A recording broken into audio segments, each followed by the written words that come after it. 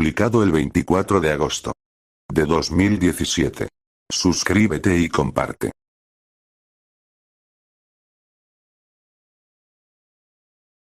Filmado durante 4 años, el documental permite comprender el impacto de la economía secuestrada por las corporaciones financieras en la vida de la gente, no solo de los Estados Unidos de América, sino del mundo entero.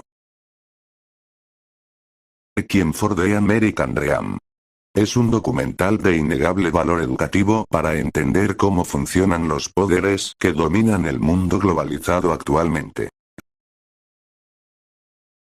La arquitectura de sistema político democrático garantiza todas las facilidades para los propietarios de los medios de producción, quienes a su vez financian las campañas mediáticas a través de las cuales se ganan las elecciones.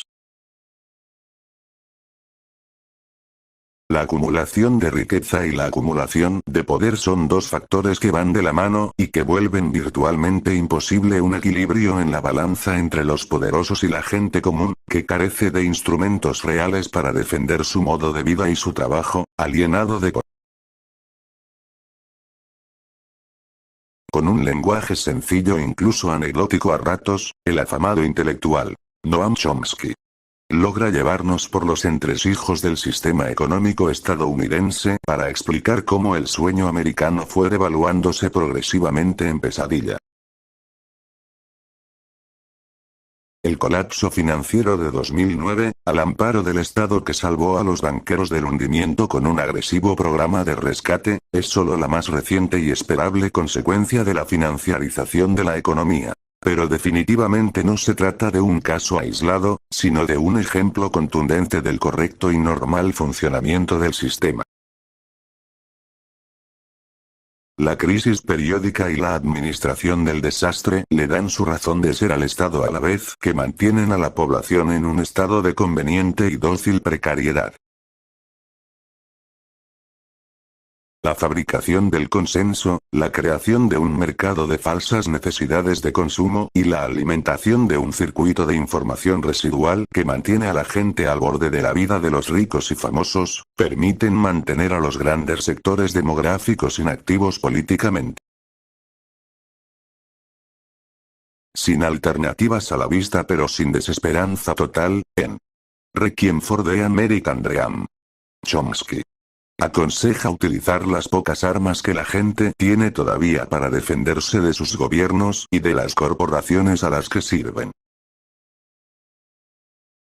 Desmantelar autoridades ilegítimas, promover la libertad de expresión y nuevas formas de acción política son necesarios hoy más que nunca para evitar caer en otro sueño ilusorio y despertar de una buena vez a un mundo en donde la igualdad social no sea una promesa de campaña sino un derecho.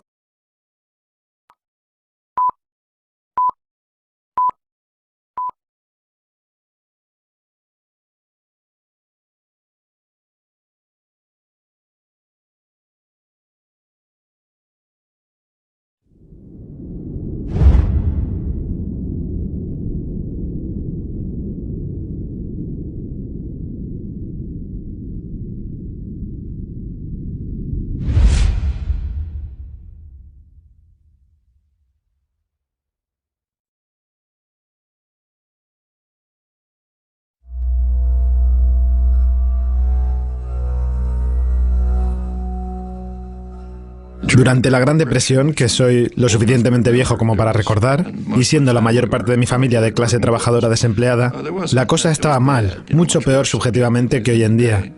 Pero existía una expectativa de que las cosas iban a ir mejorando. Había un verdadero sentimiento de esperanza. Hoy no lo hay.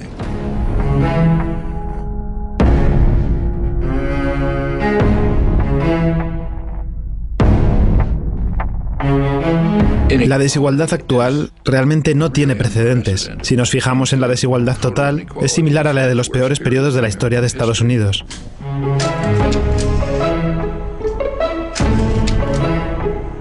Pero si echamos una mirada más detallada, la desigualdad se da por la extrema riqueza de un reducidísimo grupo de la población, una fracción del 1%. Hubo épocas, como la Edad Dorada de los años 20 o los felices 90 y algunos otros, en los que la situación se desarrolló de forma bastante parecida. Pero este periodo es extremo, porque si nos fijamos en la distribución de la riqueza, la desigualdad viene principalmente de la riqueza extrema. Literalmente la décima parte de un 1% que son extremadamente ricos. No solo es extremadamente injusto por sí mismo, la desigualdad tiene consecuencias muy negativas en la sociedad como conjunto. Porque el hecho mismo de la desigualdad tiene un efecto corrosivo, nocivo, sobre la democracia.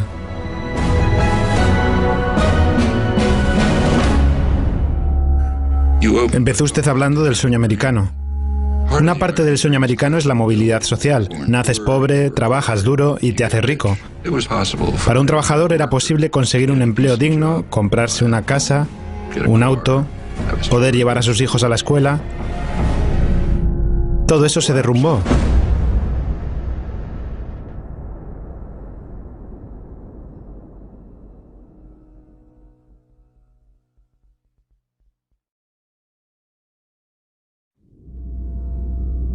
Imagine yourself in an outside position, looking for Mars. What do you see?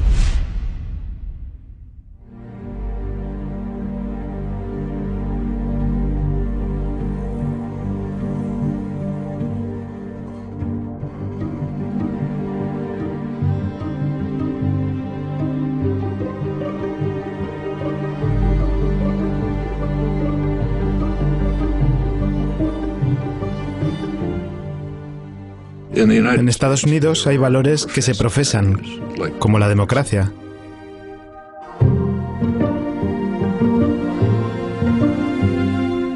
En una democracia, la opinión pública tiene alguna influencia sobre las políticas.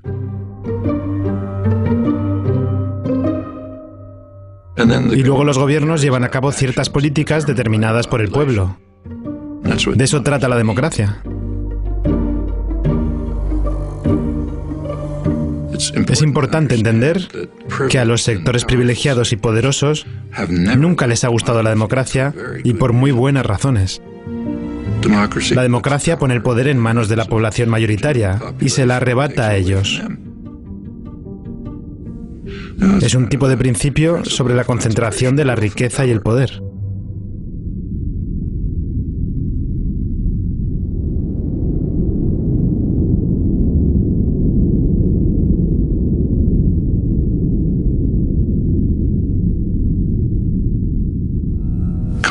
La concentración de la riqueza provoca concentración del poder. Y esto es así especialmente porque el costo de las elecciones se ha disparado, lo que ha metido a los partidos políticos en los bolsillos de las grandes corporaciones.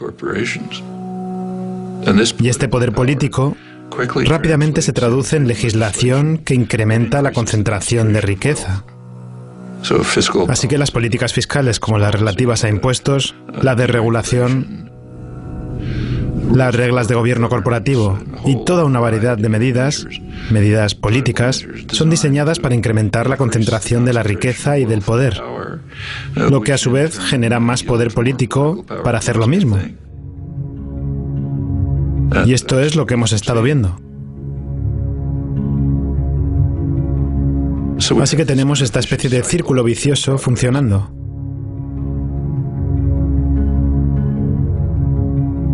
¿Sabe? De hecho, se trata de algo tan viejo que ya fue descrito por Adam Smith en 1776, si leemos el famoso libro La riqueza de las naciones.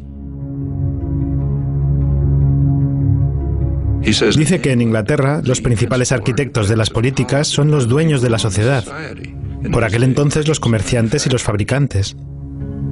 Y ellos se aseguran de que se cuide muy bien de sus propios intereses, independientemente del grave impacto que eso tenga para la población de Inglaterra o para otros. Actualmente no se trata de comerciantes y fabricantes, sino que son las instituciones financieras y las corporaciones multinacionales. Aquellos a los que Adam Smith llamaba los amos de la humanidad, que están siguiendo una máxima vil: todo para nosotros y nada para el resto. Ellos solo van a perseguir políticas que les beneficien y que perjudiquen a todos los demás.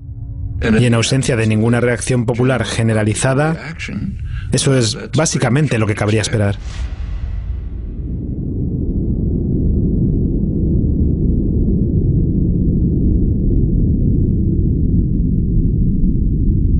Durante toda la historia de Estados Unidos ha habido un enfrentamiento que sigue en marcha entre la presión para conseguir mayor libertad y democracia que viene desde abajo y los esfuerzos de la élite por aumentar el control y la dominación que vienen desde arriba.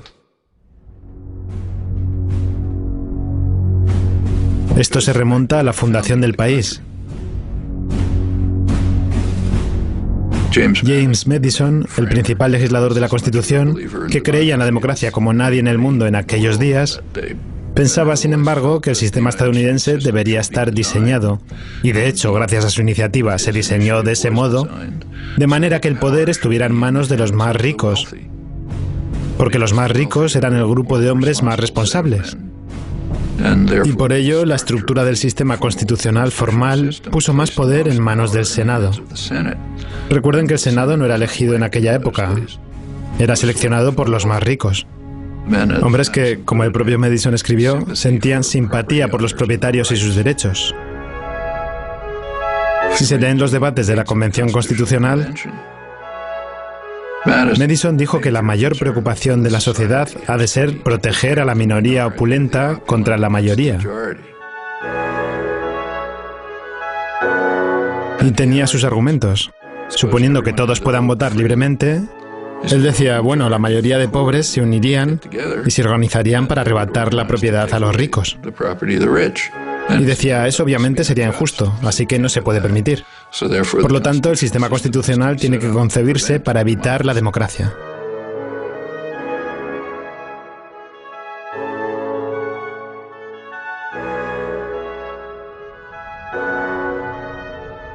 Which is of some interest that this debate has a hoary tradition, goes back to the first major book on political systems, Aristotle's Politics. He says of all of them, the best is democracy, but then he points out exactly the flaw that Madison pointed out. If Athens were a democracy for free men, the poor would get together and take away the property of the rich. Well, same dilemma, they had opposite solutions. Aristotle proposed what we would nowadays call a welfare state. He said, try to reduce inequality.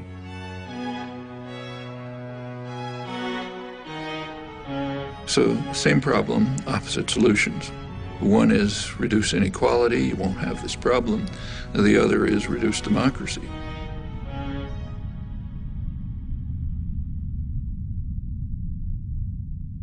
Si miramos la historia de Estados Unidos, es una lucha constante entre estas dos tendencias. Una tendencia democratizadora que viene principalmente de la población, una presión desde abajo, y esta batalla constante se mantiene activa, con periodos de regresión y periodos de progreso. La década de 1960, por ejemplo, fue un periodo de significativa democratización.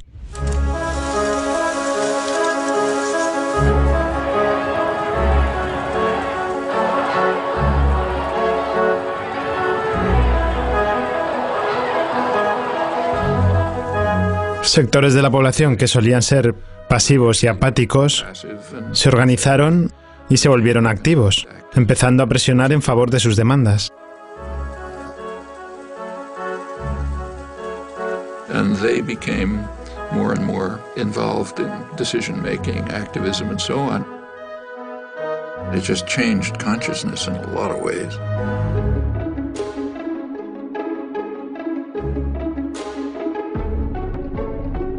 Minority rights. If democracy means freedom, why aren't our people free? Right. If democracy means justice, why don't we have justice? Right. If democracy means equality, why don't we have equality? Women's rights. This inhuman system of exploitation will change, but only if we force it to change, and force it together.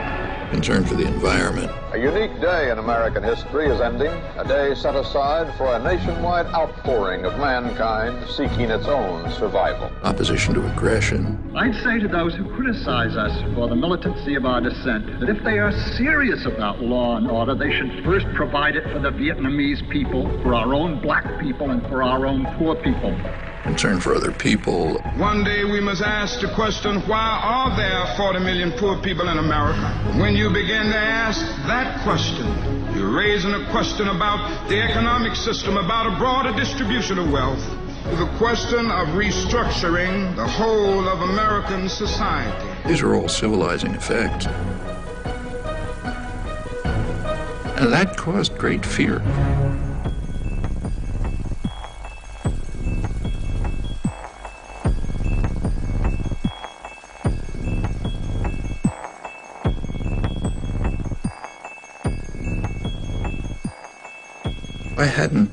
No pronostiqué el poder. Debería haberlo hecho, pero no pronostiqué el poder de la reacción a estos efectos civilizadores de los años 60. No pronostiqué la fuerza de la reacción ante aquello. El contraataque.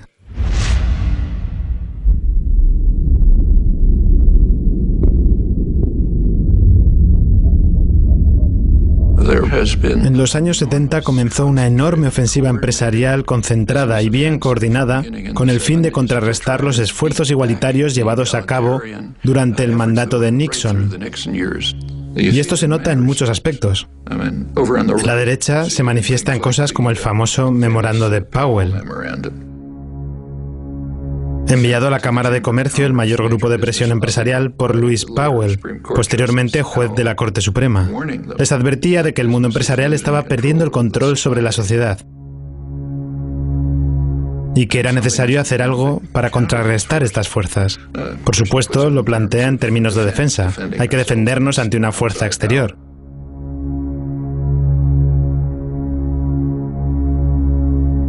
Pero si se fija, en realidad es un llamamiento al mundo empresarial para que utilice su control sobre los recursos con el fin de llevar a cabo una gran ofensiva contra esta ola democratizadora.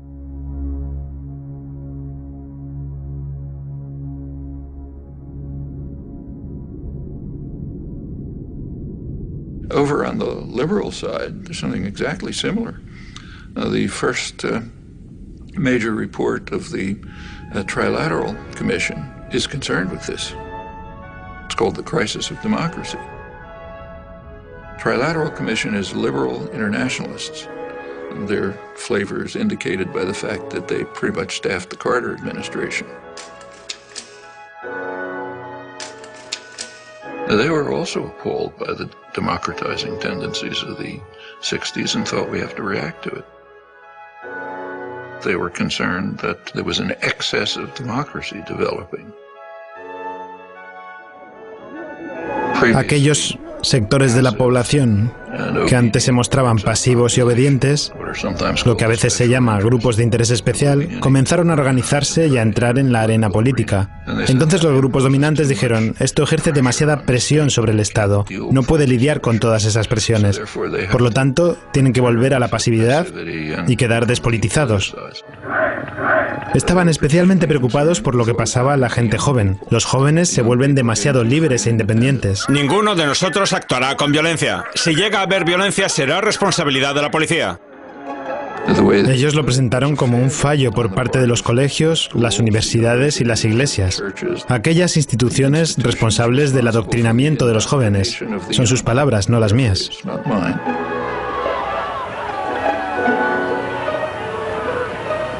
Si nos fijamos en su estudio, hay un interés que nunca mencionan: los negocios privados. Y es lógico, ellos no representan un interés especial, sino el interés nacional, por definición. Entonces ellos no tienen problema, ellos sí pueden tener cabilderos, comprar campañas, designar ejecutivos y tomar decisiones, eso está bien. Son los demás, los grupos de interés especial, la población general, los que deben estar sometidos.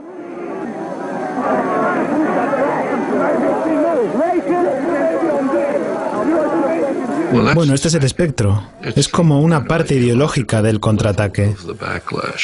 Pero el mayor contraataque que se estaba gestionando en paralelo a este fue simplemente rediseñar la economía.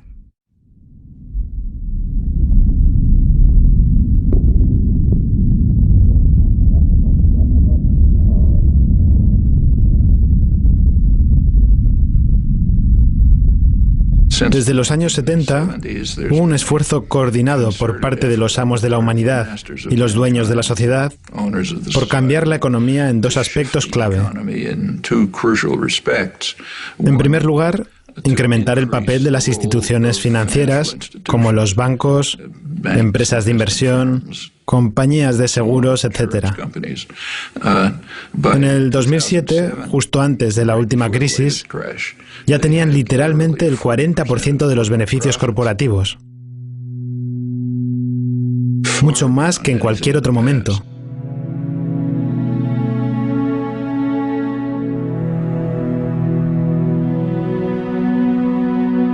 En los años 50 del siglo pasado, como durante muchos años hasta entonces, la economía de Estados Unidos se basaba principalmente en la producción.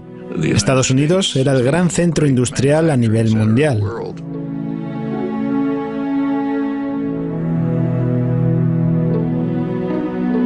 Las instituciones financieras solían ser una parte relativamente pequeña de la economía, y su función era distribuir los activos no utilizados, como los depósitos bancarios de los ahorristas, para la actividad productiva.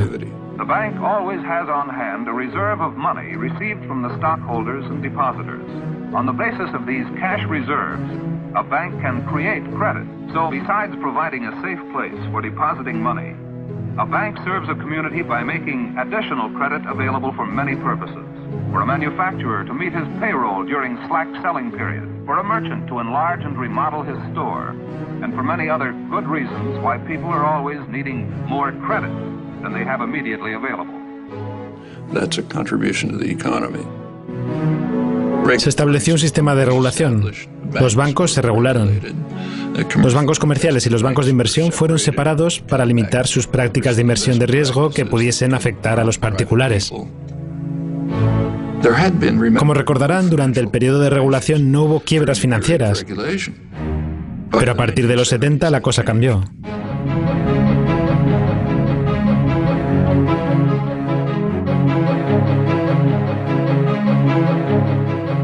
Es cuando empezó este enorme aumento de movimientos de capital especulativo, un aumento realmente astronómico.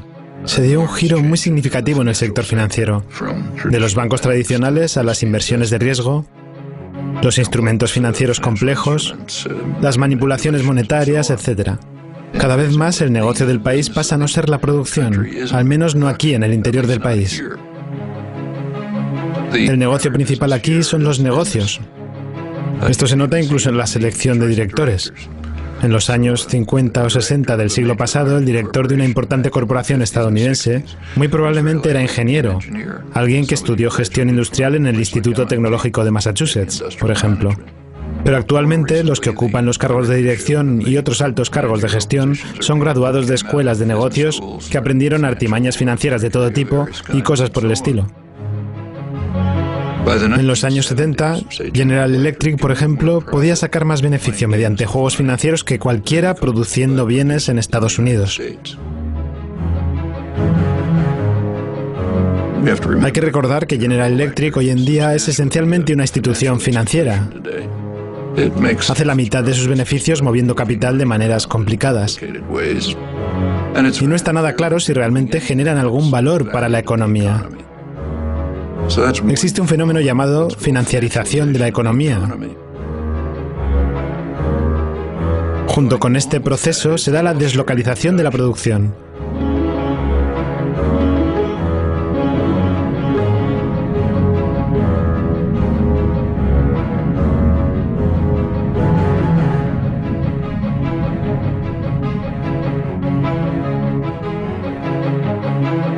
El sistema comercial fue reconstruido con el objetivo explícito de poner a los trabajadores a competir entre sí en todo el mundo.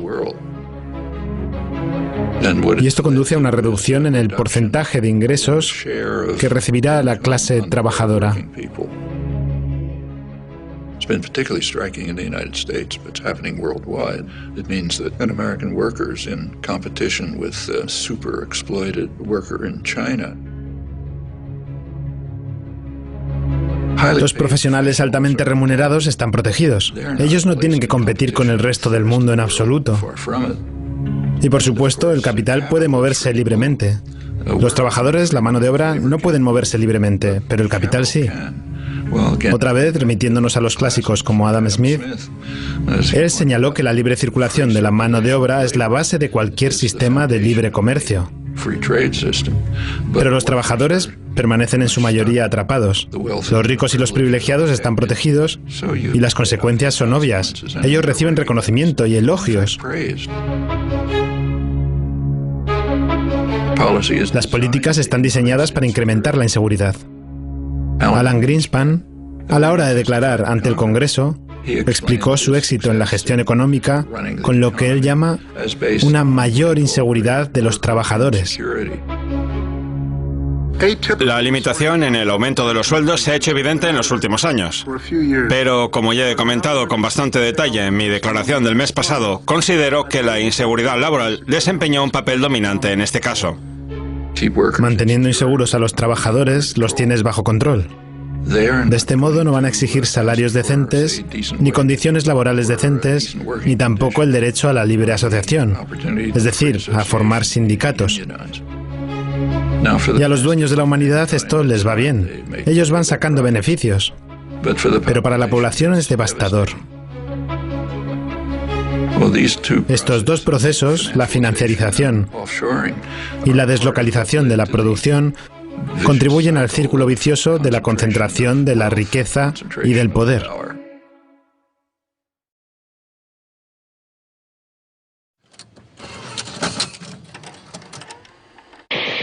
I'm Noam Chomsky. I'm on the faculty at MIT, and I've been getting more and more heavily involved in anti-war activities for the last few years.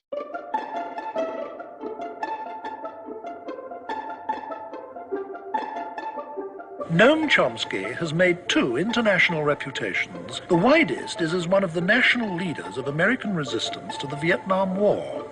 The deepest is as a professor of linguistics who, before he was 40 years old, had transformed the nature of his subject. You are identified with the New Left, whatever that is. You certainly have been an activist as well as a writer. El profesor Noam Chomsky aparece en cualquier lista entre la media docena de los principales héroes de la nueva izquierda.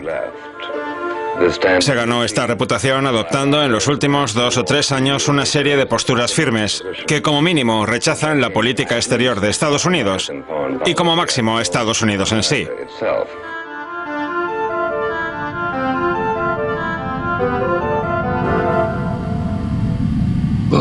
Realmente este concepto de antiestadounidense es muy interesante.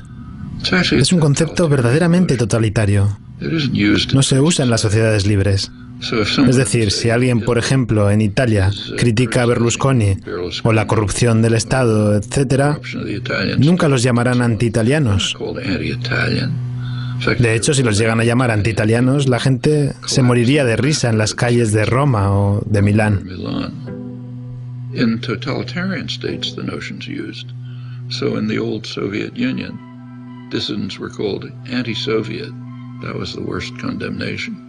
In the Brazilian military dictatorship, they were called anti-Brazilian.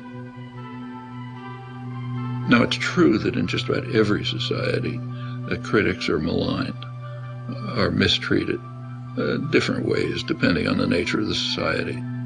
Like in the Soviet Union, say, Václav Havel would be imprisoned.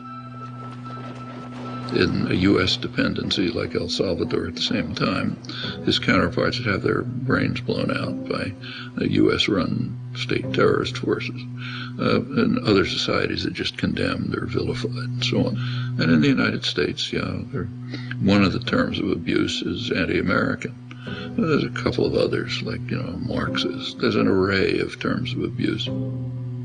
But in the United States, you have a very high degree of freedom, and so if you're vilified by some commissars, who cares? You go on, do your work anyway. Este tipo de conceptos solo surgen en una cultura donde si llegas a criticar al poder estatal, y con poder estatal no solamente me refiero al gobierno, sino al poder estatal corporativo en general, entonces si criticas el poder concentrado, quiere decir que vas en contra de la sociedad, en contra de la gente. Y es bastante sorprendente que se use en Estados Unidos. Es la única sociedad democrática donde este concepto no se considera ridículo. Y esto es un síntoma de cultura elitista bastante desagradable.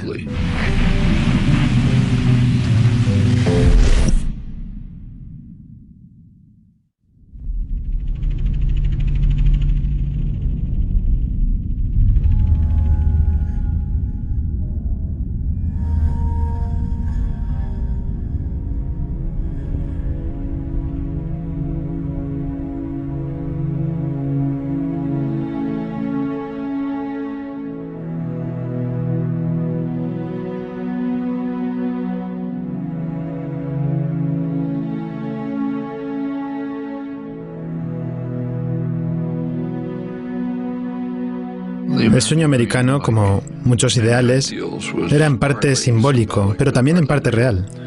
Los años 50 y 60 fueron los años de mayor crecimiento en toda la historia de la economía estadounidense. La Edad de Oro. Era un crecimiento bastante igualitario, es decir, la quinta parte más pobre del país prosperaba al mismo ritmo que la quinta parte más rica. El gobierno implementó algunas medidas de bienestar social que mejoraron la vida de la mayor parte de la población. Por ejemplo, un trabajador negro podía encontrar un trabajo decente en una fábrica de automóviles, comprar una casa, un auto, llevar a los niños a la escuela, etc. Y lo mismo en todos los ámbitos. Cuando Estados Unidos era principalmente un centro industrial, se preocupaba por sus consumidores aquí en el país. Es sabido que Henry Ford subió el salario de sus empleados para que pudieran comprar automóviles. Cuando te fijas en la plutonomía internacional, como les gusta llamarles a los bancos, que es un pequeño porcentaje de la población mundial que acumula cada vez más riqueza, ya no les preocupa casi lo que les ocurre a los consumidores estadounidenses, porque de todas formas la mayoría de ellos no van a consumir sus productos, al menos no a gran escala. Sus objetivos son los beneficios del próximo trimestre, aunque se basen en manipulaciones financieras, un salario alto, unas bonificaciones generosas, producir en el extranjero si es necesario, y producción orientada a las clases ricas del país y sus iguales en el extranjero. ¿Y qué hay del resto? Para referirnos a ellos también hay un término que se está usando ahora. Los llaman precariado o proletariado precario. La clase trabajadora mundial que vive una vida cada vez más precaria. Y esto está relacionado con la actitud hacia el país en su conjunto.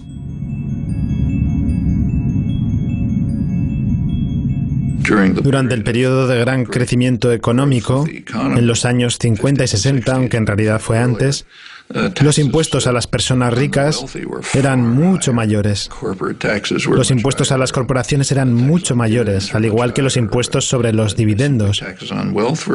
Es decir, los impuestos sobre la riqueza eran mucho más altos. El sistema tributario se rediseñó de modo que los impuestos de los ricos bajaron y, en consecuencia, los del resto de la población crecieron.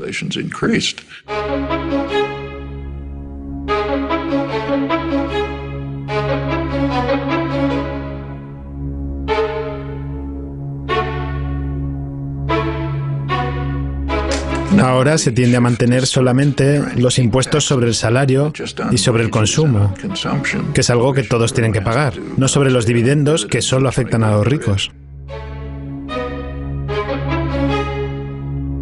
Y las cifras son bastante chocantes.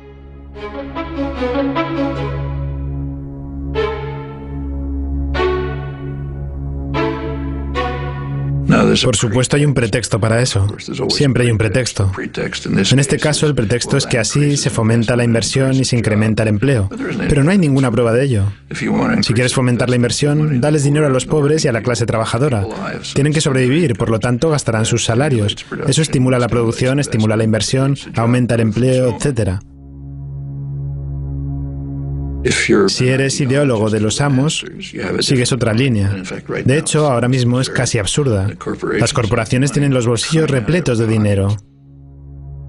De hecho, General Electric paga 0 impuestos y gana unos beneficios enormes. Los registra en otro lugar o aplaza el pago, pero no paga impuestos. Y esto es algo habitual. Las mayores corporaciones de Estados Unidos han transferido la responsabilidad de mantener a la sociedad al resto de la población.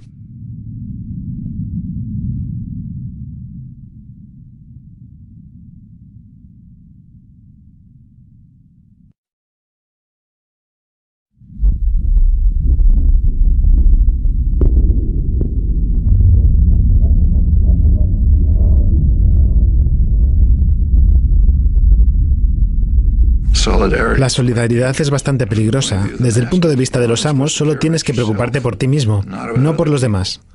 Y esto difiere mucho de lo que decían las personas que, según ellos, son sus héroes, como Adam Smith, quien basó toda su postura económica en el principio de empatía, fundamental en el trato humano. Pero tienen que desarraigarlo de las mentes de las personas.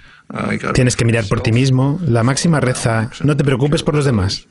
Eso funciona con los ricos y poderosos, pero es devastador para el resto.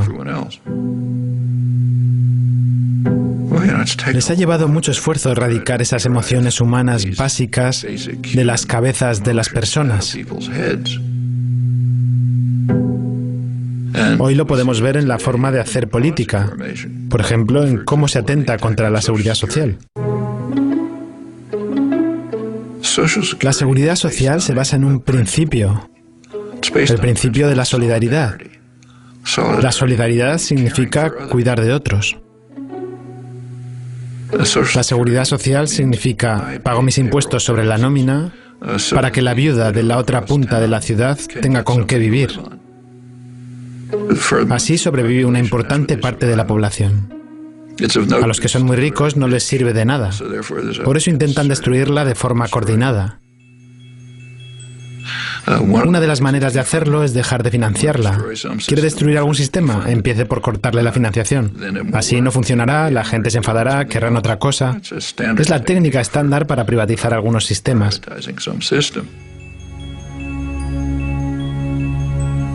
Lo vemos en sus ataques contra las escuelas públicas. Las escuelas públicas se basan en el principio de la solidaridad.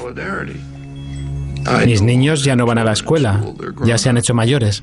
Pero el principio de solidaridad dice, pago felizmente mis impuestos para que los niños de la calle de enfrente puedan ir a la escuela. Es una emoción humana normal, pero tienen que erradicarla de nuestras mentes. Mis niños ya no van a la escuela, ¿para qué voy a pagar impuestos? Privatícenla, y así todo. El sistema de educación pública, desde las guarderías hasta la educación superior, está sufriendo un ataque severo. Es una de las joyas de la sociedad estadounidense.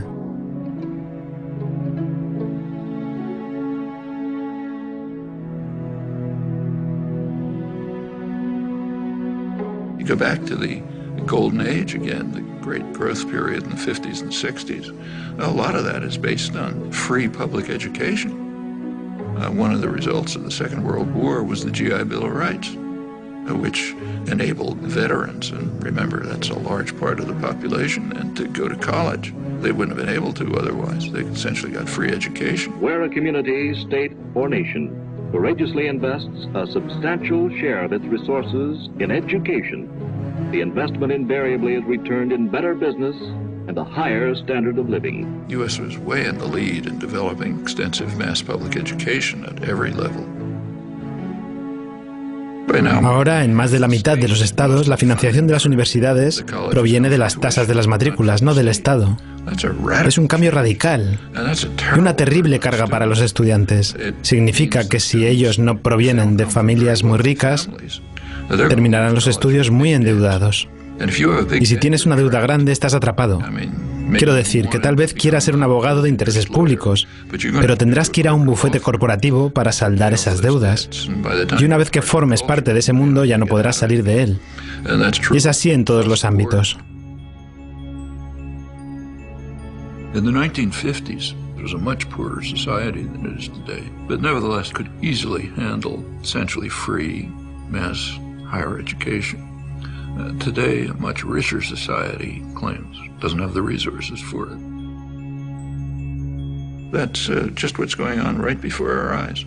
That's the general attack on principles that, not only are they humane, they're the basis of the prosperity and health of this society.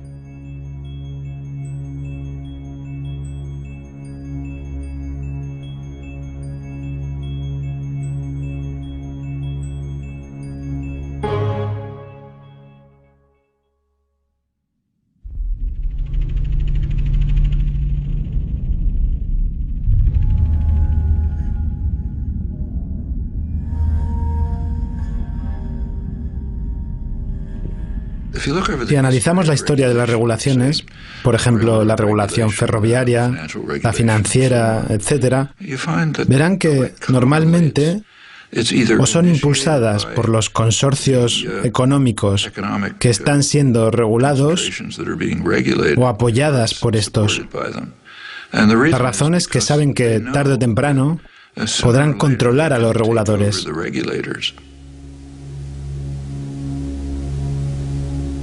Todo termina con lo que se llama captura regulatoria. Los negocios regulados en realidad controlan a los reguladores.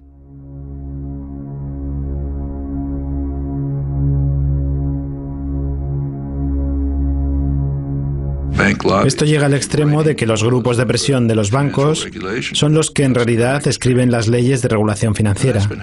Eso ha ocurrido a lo largo de toda la historia y, una vez más, es una tendencia bastante natural si se fijan en la distribución del poder. One of the things that expanded enormously in the 1970s is lobbying, as the business world moved sharply to try to control legislation. Business world was pretty upset by the advances in public welfare in the 60s, and in particular by Richard Nixon.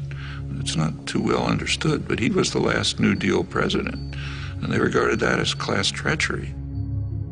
In Nixon's administration, you get consumer safety legislation, safety and health regulations in the workplace, the EPA, the Environmental Protection Agency. Business didn't like it, of course. They didn't like the high taxes, they didn't like the regulation, and they began a coordinated effort to try to overcome it. Lobbying sharply increased. Deregulation began with a real ferocity. There were no financial crashes in the 50s and the 60s because the regulatory apparatus of the New Deal was still in place. As it began to be dismantled under business pressure and political pressure, you get more and more crashes.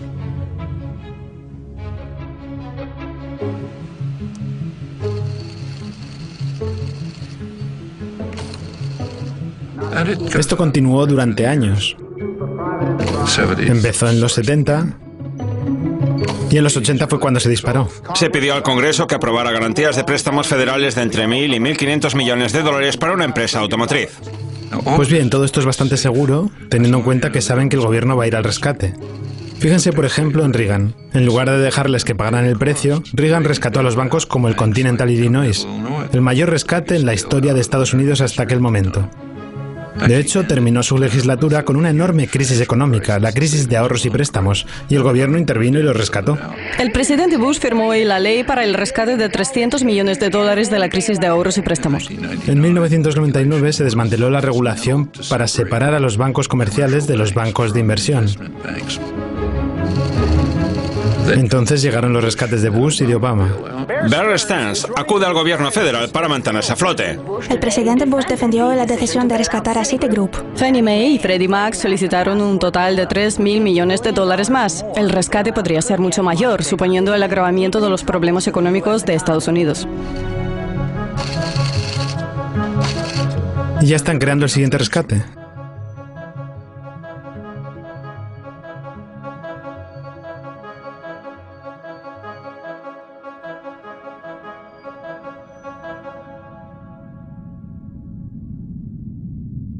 Cada vez que esto ocurre, se recurre a los contribuyentes para rescatar a aquellos que crearon la crisis, que con cada vez más frecuencia son las grandes instituciones financieras. En una economía capitalista no debería ocurrir eso. En un sistema capitalista se eliminaría a los inversores que realizaran inversiones de riesgo. Pero los ricos y poderosos no quieren un sistema capitalista. Quieren poder ir corriendo a papá Estado tan pronto como están en problemas y ser rescatados por el contribuyente. A eso es a lo que se llama demasiado grande para caer. Hay premios Nobel en economía que están completamente en desacuerdo con el camino que estamos siguiendo. Gente como Joe Stiglitz, Paul Krugman y otros, y nadie ni tan siquiera les ha consultado. Las personas elegidas para solucionar la crisis son aquellos que la crearon. La gente de Robert Rubin, la gente de Goldman Sachs. Ellos crearon la crisis y ahora son más poderosos que antes. ¿Es esto un accidente? No cuando eliges a esas personas para establecer un plan económico. Quiero decir, ¿qué esperaban que sucediese? Mientras tanto, para los pobres, se deja que prevalezcan las leyes del mercado, que no esperen ninguna ayuda por parte del gobierno. El gobierno es el problema, no la solución, y así todo. Eso esencialmente es el neoliberalismo. Tiene este carácter dual que tiene sus orígenes en la historia económica. Una serie de reglas para los ricos y una serie de reglas opuestas para los pobres. There's nothing surprising about this. It's exactly the dynamics you'd expect. And if the population allows it to proceed, it's just going to go on and on like this until the next crash, which is so much expected that credit agencies, which kind of evaluate the status of firms, are now counting into their calculations the taxpayer bailout that they expect to come after the next crash. Which means that the beneficiaries of these credit ratings, like the big banks, they can borrow money more cheaply, they can push out smaller competitors, and you get more and more concentration. Everywhere you look, policies are designed this way, which should come as absolutely no surprise to anyone. Eso es lo que sucede cuando pones el poder en manos de un reducido sector de ricos que se dedica a incrementar su propio poder, tal y como era de esperar.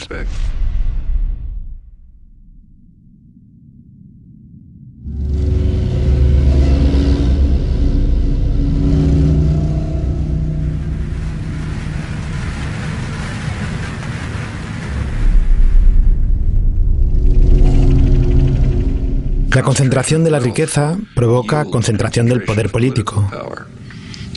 Y esto es así especialmente porque el costo de las elecciones se ha disparado, lo que ha metido a los partidos políticos en los bolsillos de las grandes corporaciones. The Citizens United, this was January 2009, I guess. That's a very important decision, Supreme Court decision, but it has a history, and you've got to think about the history. The 14th Amendment has a provision that says no person's rights can be infringed without due process of law. And the intent, clearly, was to protect freed slaves. It says, okay, they've got the protection of the law. I don't think it's ever been used for freed slaves, if ever, marginally. Almost immediately, it was used for businesses, corporations. Their rights can't be infringed without due process of law. So they gradually became persons under the law.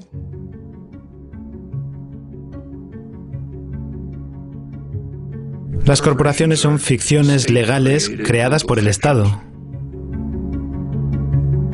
Quizás sean buenas, quizás sean malas, pero considerar las personas resulta bastante escandaloso. Consiguieron derechos individuales hace aproximadamente un siglo y eso se extendió a lo largo del siglo XX. Les otorgaron derechos a las corporaciones que van más allá de los que tiene cualquier persona. Así que si, por ejemplo, General Motors invierte en México, obtienen derechos nacionales, los mismos derechos que una empresa mexicana. Y mientras que la noción de persona se amplió para incluir a las corporaciones, también se restringió. Si nos tomamos la 14ª enmienda al pie de la letra, ningún extranjero indocumentado puede ser privado de sus derechos si se le considera una persona. Extranjeros indocumentados que están viviendo aquí y construyendo nuestros edificios, arreglando nuestros jardines y todo eso. Ellos no son personas. Pero General Electric sí es una persona. Una persona inmortal y superpoderosa. Esta perversión de la moral elemental y del significado obvio de la ley es increíble. En la década de 1970, los tribunales decidieron que el dinero es una forma de expresión. En el proceso de Buckley contra Valeo, si avanzamos a lo largo de los años, llegamos hasta Ciudadanos Unidos, que dice que el derecho a la libertad de expresión de las corporaciones, principalmente su derecho a gastar tanto dinero como quieran, no puede limitarse. Miren lo que eso significa. Significa que las corporaciones, que de todos modos ya han estado comprando bastantes elecciones, ahora son libres de hacerlo sin prácticamente ninguna restricción. Es un tremendo ataque contra lo que queda de la democracia. It's very interesting to read the rulings, like Justice Kennedy's swing vote. His ruling said, well, look, after all, CBS is given freedom of speech. They're a corporation. Why shouldn't General Electric be free to spend as much money as they want? I mean, it's true that CBS is given freedom of speech, but they're supposed to be performing a public service. That's why. That's what the press is supposed to be. General Electric is just trying to make money for the chief executive and some of the shareholders. It's an incredible decision, and it puts the country in a position where business power is greatly extended beyond what it always was. This is part of that vicious cycle. The Supreme Court justices are put in by reactionary presidents who get in there because they're funded by business. That's the way the cycle works.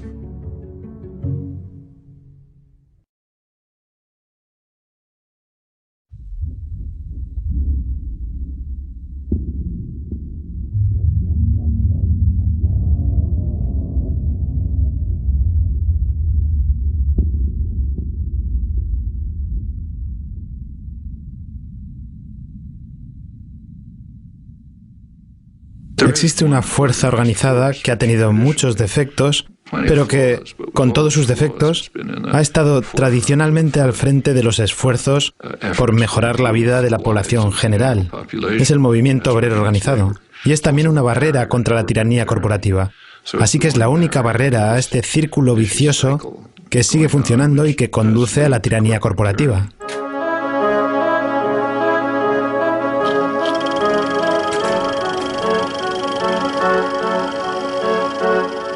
Una de las principales razones del ataque concentrado, casi fanático, contra los sindicatos, el movimiento obrero organizado, es que son una fuerza democratizadora.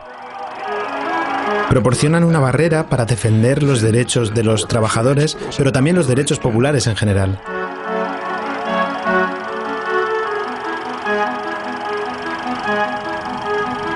Esto interfiere con las prerrogativas y el poder de los que poseen y manejan la sociedad. I should say that anti-union sentiment in the United States among elites is so strong that the fundamental core of labor rights, the basic principle in the International Labor Organization, is the right of free association, which would mean the right to form unions. The U.S. has never ratified that. So I think the U.S. may be alone among major societies in that respect.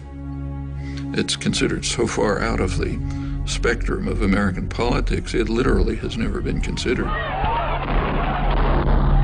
Recuerden que la clase obrera en Estados Unidos tiene una historia larga y muy violenta en comparación con otras sociedades similares. Pero el movimiento obrero había sido muy fuerte. Sin embargo, para los años 20, en una época bastante semejante a la de hoy, este movimiento fue prácticamente aplastado. La huelga de camioneros alcanzó su apogeo con unos fuertes disturbios que han causado numerosas víctimas. Las calles de la ciudad han registrado violentos enfrentamientos donde 3.000 manifestantes sindicales luchan contra 700 policías. Armas, gas lacrimógeno, garrotes y puñetazos causaron más de 80 personas heridas y 2 muertos. A mediados de los años 30 el movimiento comenzó a reconstruirse. El propio Franklin Delano Roosevelt se mostraba a favor de una legislación progresista que se crearía en beneficio de la sociedad en general. Pero tenía que hacer que fuera aprobada de alguna manera. Entonces les dijo a los dirigentes sindicales y a otros: oblíguenme a hacerlo. Sus palabras significaban: salgan a la calle y manifiéstense, organícense, protesten, desarrollen el movimiento obrero. Cuando haya suficiente presión popular, seré capaz de hacer aprobar la legislación que ustedes quieren. No apoyo el regreso a aquella definición de libertad bajo la cual durante muchos años las personas libres poco a poco fueron destinadas al servicio de unos pocos privilegiados. Prefiero la definición de libertad más amplia. Entonces, a mediados de los años 30, hubo una especie de combinación entre un gobierno favorable y un activismo popular muy importante. Hubo acciones sindicales, hubo huelgas de brazos caídos que atemorizaron mucho a los propietarios. Tienen que comprender que la huelga de brazos caídos está a un paso de decir: no necesitamos jefes, podemos gestionar esto nosotros mismos.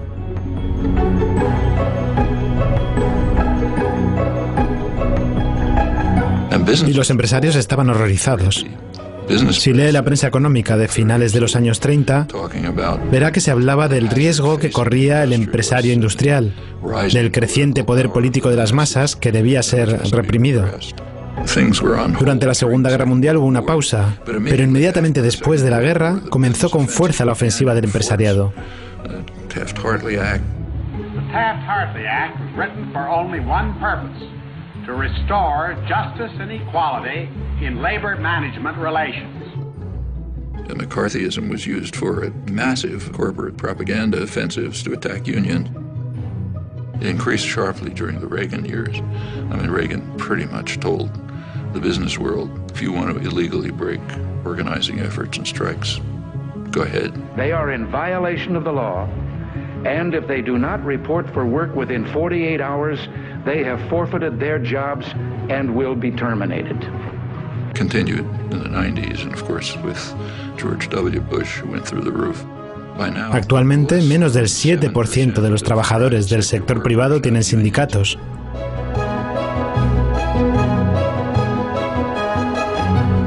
Como consecuencia, se ha disuelto la resistencia habitual a la ofensiva llevada a cabo por nuestra clase empresarial, que tiene una fuerte conciencia de clase.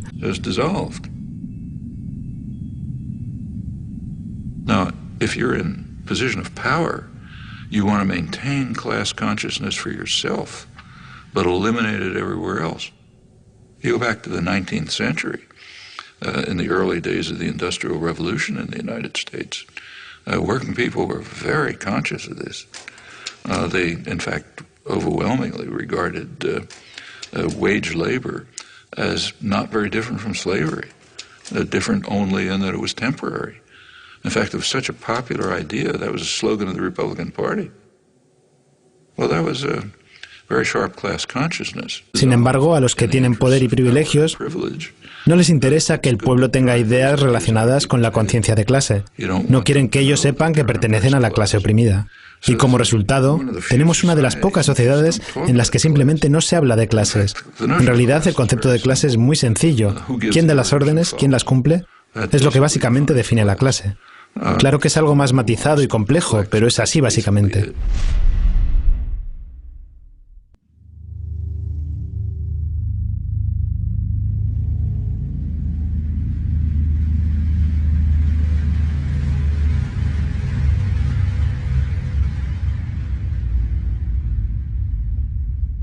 La industria de relaciones públicas, el sector publicitario, que se dedica a crear consumidores, es un fenómeno que se desarrolló en los países más libres, en Gran Bretaña y en Estados Unidos.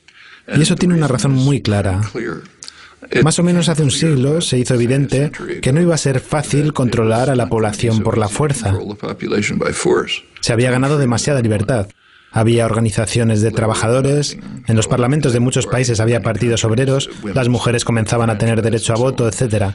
Se necesitaban otros medios para controlar a la gente. Entonces se llegó a la conclusión y se expresó claramente que para controlar a las personas era necesario controlar sus creencias y actitudes. Una de las mejores maneras de controlar a la gente en términos de actitudes es lo que el gran economista político Thorstein Veblen llamó fabricación de consumidores.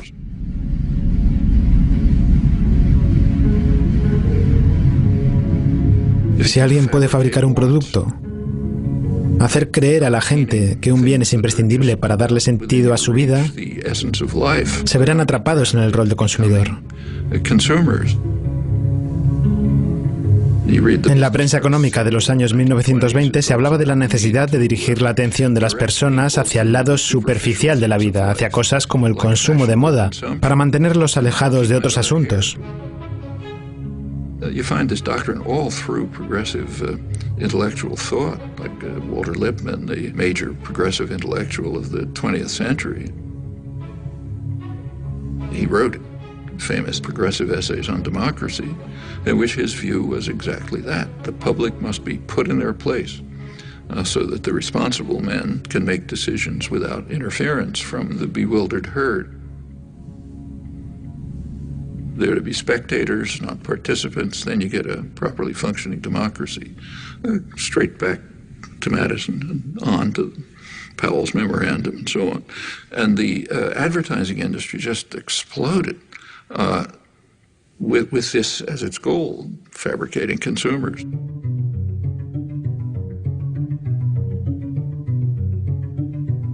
And it's done with great sophistication. You don't see many wild stallions anymore.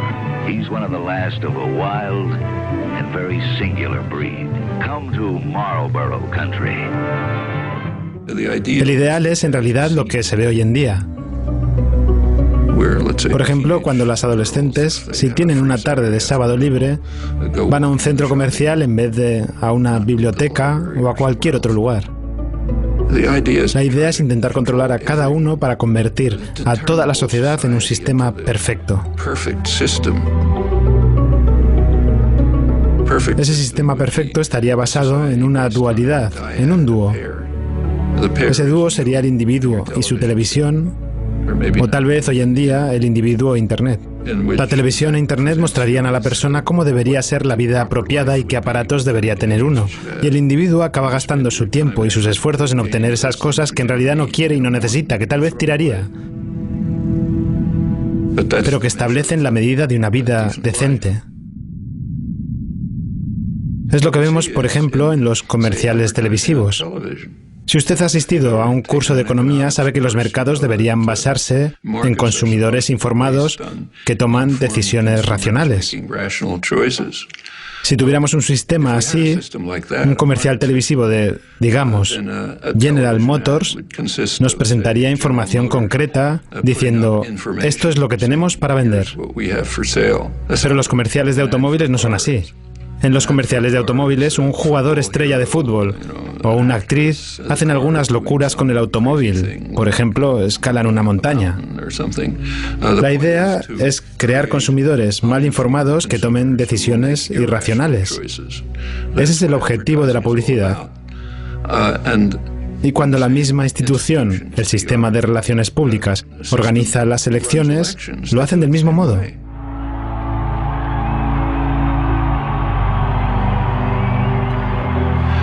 Ellos quieren crear un electorado mal informado que haga elecciones irracionales, muchas veces contra sus propios intereses. Y lo vemos cada vez que ocurren extravagancias de este tipo. Justo después de las elecciones en Estados Unidos, el presidente Obama ganó un premio de la industria publicitaria por la mejor campaña de publicidad. Aquí no se difundió, pero la prensa económica internacional habló de la euforia de los ejecutivos. Decían, hemos estado vendiendo y promoviendo candidatos como si fueran dentífrico desde Reagan. Y este es nuestro mayor logro. Normalmente no estoy de acuerdo con Sarah Palin, pero cuando se burla de lo que llama aquellas cositas de cambio y de esperanza, tiene razón. Ante todo, Obama en realidad no prometió nada. En su mayor parte es todo ilusión. Basta ver la retórica de la campaña electoral en la cual hay poca discusión de cuestiones políticas, para lo que hay un buen motivo, porque la opinión pública sobre las políticas a aplicar es muy diferente de lo que quieren los líderes de los dos principales partidos y sus patrocinadores financieros. Las políticas están cada vez más centradas en los intereses privados de los financiadores de las campañas electorales y el público queda marginado.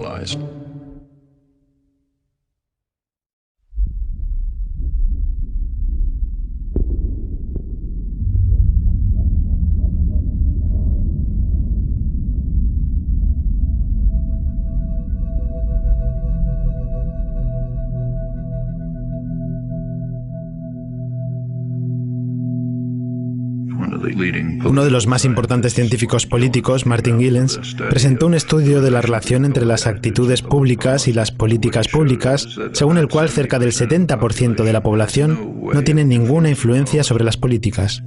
Lo mismo puede pasar en cualquier otro país. Y la gente lo sabe.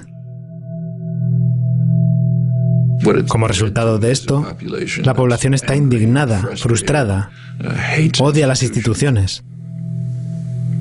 No está actuando de forma constructiva para intentar responder a esto. Hay movilización y activismo populares, pero van en una dirección muy autodestructiva.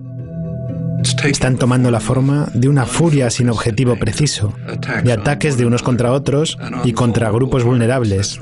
Eso es lo que pasa en casos como este. Eso corroe las relaciones sociales, pero ese es el objetivo. El objetivo es que las personas se odien y se teman unas a otras, que piensen solo en sí mismas y no hagan nada por nadie más. Y eso se puede ver de forma sorprendente cada 15 de abril. El 15 de abril, el día en que pagas los impuestos, se mide lo democrática que es la sociedad. Si la sociedad fuese realmente democrática, el 15 de abril sería un día de celebración. Sería un día en el que la población se reúne y decide cómo financiar los programas y actividades que se han formulado y acordado. ¿Qué podría ser mejor que eso? Debería ser una celebración. Eso no es lo que ocurre en Estados Unidos. Es un día de luto. Es un día en el que un poder ajeno, que no tiene nada que ver con uno, viene a robar su dinero ganado con el sudor de su frente. Y uno hace todo lo posible para evitarlo. Esto es una especie de medida, al menos en la conciencia popular, de cómo está funcionando la democracia en realidad. No muestra una imagen demasiado atractiva.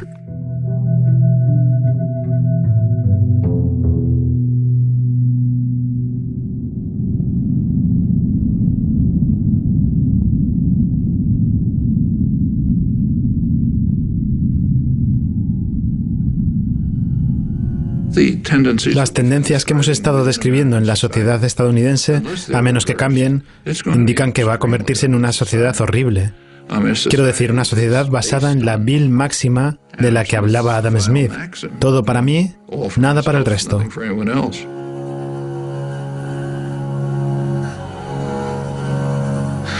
Una sociedad en la que los instintos y emociones humanos normales de empatía, solidaridad, apoyo mutuo no existen. Una sociedad tan horrible que no sé a quién le gustaría vivir en ella. Yo no querría que mis hijos lo hicieran. If the society is based on control by private wealth, it will reflect the values that it in fact does reflect. The value that is greed and the desire to maximize personal gain at the expense of others. Now, any society, maybe a small society based on that principle is ugly, but it can survive. A global society based on that principle is headed for massive destruction.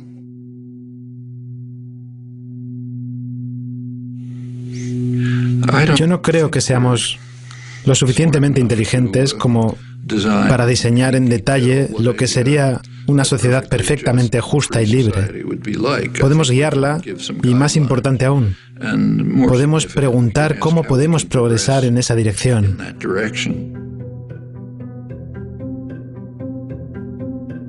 John Dewey, the leading social philosopher in the late 20th century, he argued that until all institutions, production, commerce, media, unless they're all under participatory democratic control, we will not have a functioning democratic society. As he put it, policy will be the shadow cast by business over society.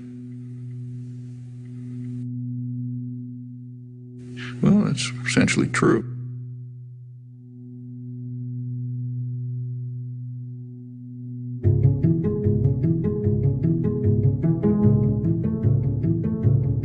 Las estructuras de autoridad, dominación y jerarquía, donde alguien da las órdenes y alguien las obedece, no se justifican solas y tienen que justificarse a sí mismas.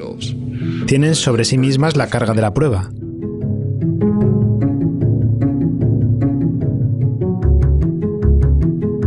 Si se las mira detalladamente, por lo general no pueden justificarse a sí mismas. Y si no pueden, tenemos que desmantelarlas. Hay que tratar de expandir el dominio de la libertad y la justicia mediante el desmantelamiento de esa forma de autoridad ilegítima. Y de hecho, el progreso de los últimos años, que afortunadamente todos reconocemos como progreso, ha sido precisamente eso. The way things change is because lots of people are working all the time. And, you know, they're working in their communities, in their workplace, or wherever they happen to be, and they're building up the basis for popular movements which are going to make changes. That's the way everything has ever happened in history. Take, say, freedom of speech. One of the real achievements of American society. It's first in the world in that. It's not in the Bill of Rights. It's not in the Constitution. Freedom of speech issues began to come to the Supreme Court in the early 20th century. The major contributions came in the 1960s. One of the leading ones was a case involving the civil rights movement. Well, by then you had a mass popular movement which was demanding rights, refusing to back down. And in that context, the Supreme Court did establish a pretty high standard of freedom of speech. Or take, say, women's rights. Women also began identifying oppressive structures, refusing to accept them, bringing other people to join with them. Well, that's how rights are won. En un cierto grado que no puede considerarse trivial, yo también he dedicado gran parte de mi vida al activismo. No de forma política, pero sí. No es algo en lo que sea muy bueno, no soy el mejor organizador. Creo que podemos ver claramente algunos defectos muy graves en nuestra sociedad, en nuestro nivel cultural, en nuestras instituciones, los cuales van a tener que ser corregidos operando fuera del marco comúnmente aceptado. Pienso que tendremos que encontrar nuevas formas de acción política. Pero los activistas son las personas que han creado los derechos que nosotros disfrutamos. No solo llevan a cabo políticas basadas en la información que reciben, sino que también contribuyen a su comprensión. Hay que recordar que es un proceso recíproco. Uno trata de hacer cosas, aprendes cosas, aprendes cómo funciona el mundo y eso te ayuda a entender cómo seguir adelante. There's huge opportunities. It is a very free society. Still the freest in the world. Nuestro gobierno tiene una capacidad muy limitada para coaccionar. Las corporaciones pueden tratar de coaccionar, pero no disponen de los mecanismos necesarios. Hay muchas cosas que se pueden hacer si la gente se organiza, lucha por sus derechos como lo han hecho en el pasado, y así se pueden lograr muchas victorias.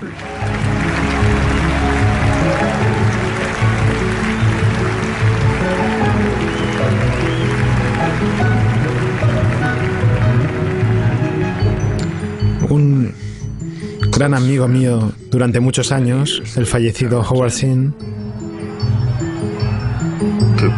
decía: lo que importa es la infinidad de pequeñas obras que hacen personas anónimas que sientan las bases para los eventos importantes que pasan a la historia. Ellos son los que han hecho cosas importantes en el pasado y ellos son los que las van a tener que hacer en el futuro.